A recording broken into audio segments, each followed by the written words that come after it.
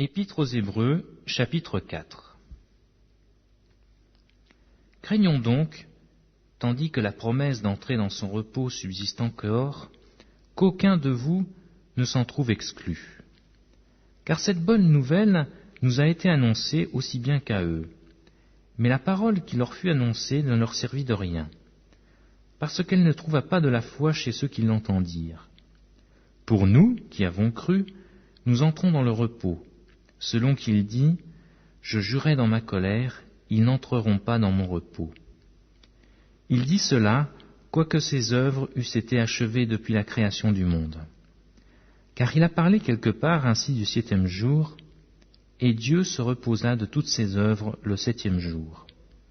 Et ici encore, ils n'entreront pas dans mon repos.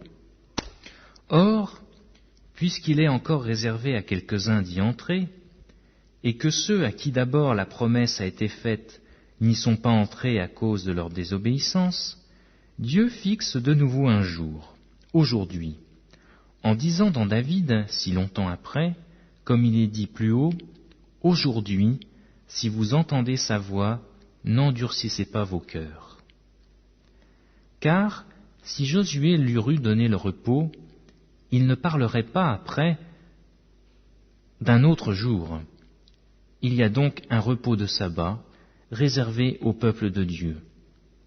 Car celui qui entre dans le repos de Dieu se repose de ses œuvres, comme Dieu s'est reposé des siennes. Efforçons-nous donc d'entrer dans ce repos, afin que personne ne tombe en donnant le même exemple de désobéissance.